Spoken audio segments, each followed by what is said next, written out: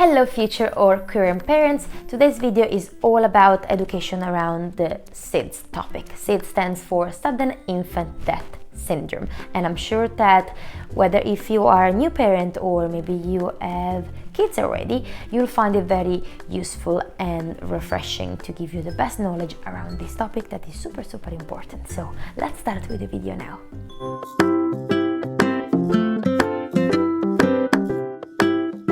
Hello everyone, welcome back to this channel. Today's topic, I know it might be a bit triggering for someone, so I apologize if that's the case, but I do want to highlight that my channel is an educational channel, and this is a topic that the more we know about it, the more we can do to prevent it happening. So why not to discuss it? Obviously, I'm just doing spreading some general knowledge and information, and I am very sorry if this event happened to you or if you know someone who lost a baby or a newborn due to SIDS. What is SIDS? SIDS stands for Sudden Infant Death Syndrome, as I was saying in the intro, and it refers to the loss of a newborn or of a baby, an infant, within the first year of life due to unknown reasons. When a child dies and there is no obvious physical or environmental reason, then this death is diagnosed as a SIDS. So it's a diagnosis that is usually done post-mortem when all the checks have been done and there is still no reason that can be found to explain why this baby died. What do I mean by physical or environmental factors? By physical factors, I mean that during the autopsy, like a disease was found that was not diagnosed before, or maybe the baby was born premature and that exposed them to a higher risk of sudden infant death syndrome. By environmental factors instead, I refer to all the circumstances in which the baby died. For example, where he or she was when they died. Was he sleeping? Was it in a secure position while they were sleeping? Was it in the arms of someone? Was it choking? All these like physical factors that might have led to the death of the baby. Remember that there is still no clear cause for SIDS. We don't know why it happens. There is no clear explanation, and some babies dies even for like an unknown reason, and even if all the checks have been done and nothing has been found, then this death is still classified as SIDS. So I do understand that the definition can be a bit confusing, especially if you're a parent that are trying to look for answer. Most of the case is not preventable and there is nothing that you can do about it. What we can act on about it is by correcting or by improving the physical circumstances, and those are the ones that I want to discuss about in this video, and those are the ones related to the sleeping, the safety around sleeping. It has not yet been found a cause for SIDS, but there are some factors that might lead the baby to be more exposed or more at risk for SIDS. Therefore, because we don't know which baby is more at risk, then we do really try to implement the safety sleeping measures and to reduce the SIDS. And the good news is that since the campaigns of SIDS have been spread and more people know about it, then the rates of SIDS has definitely decreased.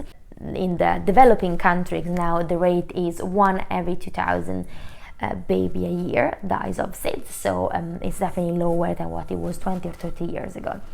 I forgot to introduce myself. I'm sorry, it's a bit late in the video, but if you don't know me, I'm Ilenia and I'm a midwife, and I currently live and work in the United Kingdom, and I've been helping women achieving their best pregnancy, birth and postpartum for all these years. So if you are new here to this channel and you like this type of content, don't forget to subscribe to the channel. Let's now talk about what are the safety rules around sleeping and safe sleeping for newborns. Now, first of all, the baby should sleep in the same room as yours, at least for the first 6 months of age. This is because you're more likely to pick up any early signs or any early cues, while if your baby is sleeping into another room, then you might not. Second, your baby should always sleep on their back. So supine and never prone. This is so important to prevent SIDS.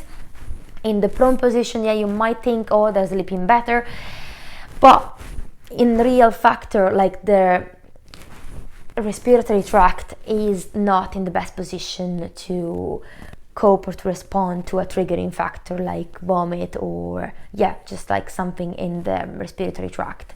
So always baby on their back. They should be put with the feet at the bottom of their back, at the bottom of their cot, and this is because if they move or they slide a bit, then it's a likelihood that their blankets is going to cover their face. Also, that leads me to the next point, that the blanket or whichever you're using to cover the baby during the night, it should be at the shoulders level, never above.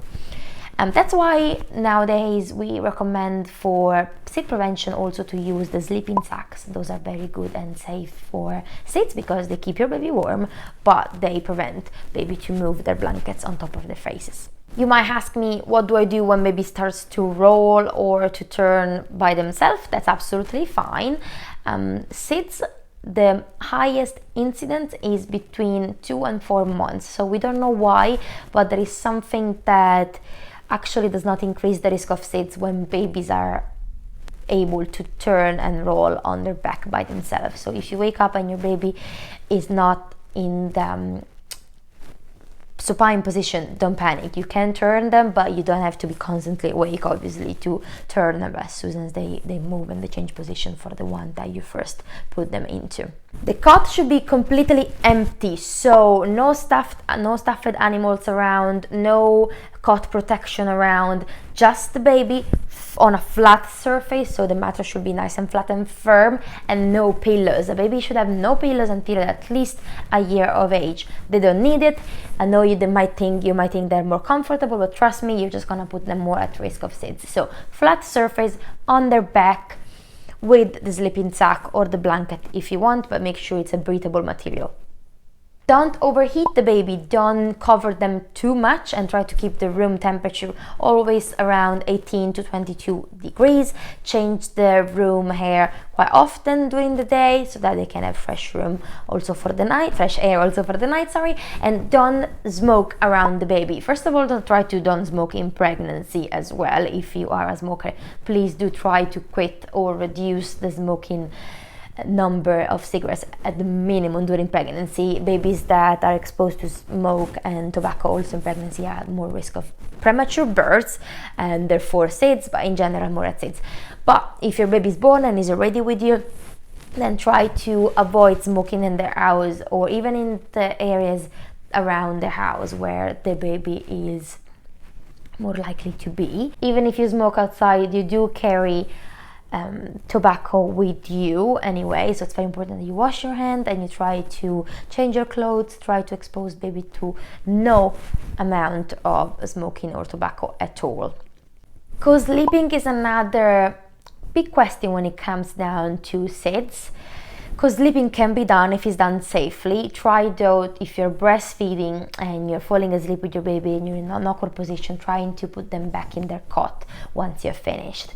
There are nowadays some very cool cots that can be attached to the main bed and therefore the baby can be close to you but in their safe zone, and then it's easy access when you have to breastfeed them. Breastfeeding, by the way, does decrease the risk of SIDS, so try to breastfeed your baby exclusively until they're 6 months of age at least. And another thing that you might ask me is around the pacifier, because some people say that pacifier decrease the risk of SIDS. It's partially true, but it's not the pacifier itself that decreases the risk of SIDS, but it's the suction. So it's the continuous suction that the baby does that might somehow prevent SIDS. But if you want to introduce a pacifier with your baby, that's absolutely no problem. It's your choice, it's your baby. But if you want to do so, try to do it when the breastfeeding is established and when your milk supply is established. That happens usually around 4 to 6 weeks of age.